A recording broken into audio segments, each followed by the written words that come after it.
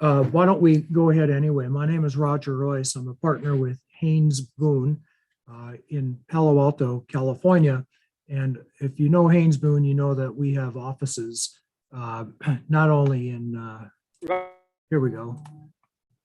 All right. Let's try that. Not only in California, but we're actually a Texas-based firm.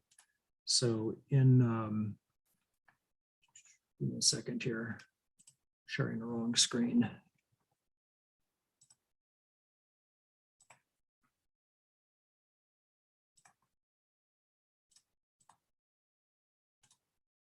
All right, you should be seeing a slide that says top 10 legal mistakes. If that's what you see, could you let me know? Yes, we can. All right, awesome. Yeah, again, Roger Royse, Haynes Boone, Palo Alto, California with offices. So a lot of my clients during the last 2 years have packed up and they've moved to other parts of the country. And Austin has been a big, I guess, beneficiary of a lot of that movement. And we've done some presentations here before on the differences between the legal system in Texas and the legal system in California. And I'll talk a little bit about that. But one of the things that I think you'll find, no matter where you are, whether it's in Silicon Valley or Austin, Texas, or Miami, Florida, another popular destination, or even outside the country, you'll find that startup companies tend to have some of the same legal challenges, no matter where they are. And I'm just going to run through a couple of them really quickly here, and maybe point out the differences between Texas and California and what the move has done. So one of the issues that we definitely run into is when people come to see me and they've started a new company, a new startup company, one of the first things I ask them is I say, well, is this your idea or does it belong to your employer? Now, here in California, we've got a statute that very clearly carves out what belongs to the individual and not the prior employer. And California has a policy, much more than most states, of encouraging employee mobility. So what I tell people is we really need to fit within these 4 qualities of this statute in order to ensure that your prior employer is not going to come along and make sure or come along and claim that your new company is using their IP. That is that the idea or the product, it was developed on the employee's time and not the employer's, that we use the employees' facilities, that means computers, office space, etc., and not the employers. What you're doing is, and this is important, this is kind of a sleeper, that what the employee is doing is not related to the employer's business. In other words, it's not the thing you were hired by your current employer to do. And then finally, did not result from work performed for the employer. So we need to check all those boxes and then we're free and clear. Usually it's a little bit fuzzier issue than that. And we might have to do a little planning to get there. But your takeaway from this should be, assume complete transparency, first of all, and don't do something that could be considered to be your prior employer's intellectual property. The second thing, and this is going to be true wherever you're incorporated, wherever you do business, in whatever country you're in, for that matter, is that documentation is so important in the law. And it's really important that everything get documented. And that includes contracts, employment agreements, and transactions. And the way this often comes up, the number one way this comes up, is when people have a handshake deal on what their split of the company is. So they split up their equity ownership according to this handshake deal. That's great until you actually have to put it in writing and somebody changes their mind about what they should have. And your company is, as I said in my first book, it's dead on arrival in a case like that, unless you can resolve that issue by settlement with your co-founder. The second thing is that vesting really does have to be put in writing. And you're going to want vesting on those shares. And if you don't have it, and if you don't have a written agreement, by the time you get into a dispute, people are going to be a lot less likely to want to just agree to have vesting. And you probably all know that vesting is the concept that you earn into your shares. And then finally, the other place I've seen this be a problem is where one of the founders will put money into a company, but not paper it at all. and they're thinking they made a loan. Whereas the other founder might think, well, that's just your contribution. I worked extra hard and you put some cash in. And it becomes a real problem when you get to a decision point, for example, in X financing. So that's another big one that we want to keep an eye on. Vesting, we talked a little bit about, and given the time, I'm not going to drill down on that too much, but I will just tell you that investing is super important for any startup company. We need to have golden handcuffs to make sure that founders are going to stick around for the long term. And we typically do that through a vesting restriction. Let me jump ahead here because this is a really big one that I want to call out. And this is labor laws. And the environment is changing. The environment is changing for one particular labor law issue, employment law issue, and that is classification of employees.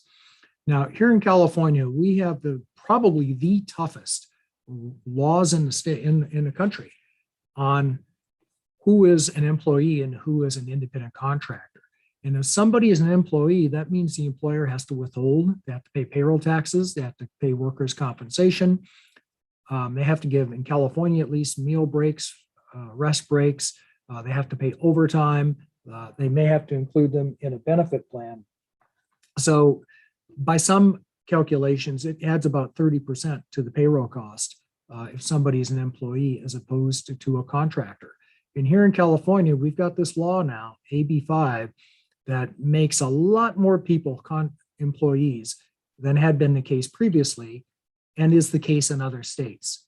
And that's the kind of thing for a company that still has some people here in California that are working, has to be very careful about to make sure they've not violated this AB 5 and have unintentionally misclassified somebody, because that can be the kind of issue that could kill a company.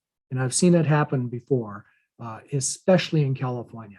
The reason I'm spending so much time on this, even though I know most of our audience is probably in Texas, is that there is now federal legislation that would make AB 5, California's version of AB 5, the law of the land throughout the country. Hasn't been signed, hasn't been passed, hasn't passed the Senate yet, but it's out there. And our current president is very much in favor of it. He loves the California model and thinks that should be, and he's always loved it. He said that even long before he was president, when he was vice president, that should be the model throughout the country. So we need to keep an eye on this because the environment might be changing quite dramatically. Intellectual property, I just want to mention that one of the mistakes companies make is that they don't properly protect their IP. And there's a lot of different ways to die in this area. But most of the companies I work with are technology startups, meaning that intellectual property protection is super important. And that starts with our contracts. The acronyms there means proprietary information agreement and invention assignment, or confidential information agreement and invention assignment. That's what every contractor and everybody who touches your code or touches your technology should sign, that assigns whatever they did to the company. If they don't sign that, they might claim they have a non-exclusive right to use that property, and that means you, the company, can't claim ownership of it.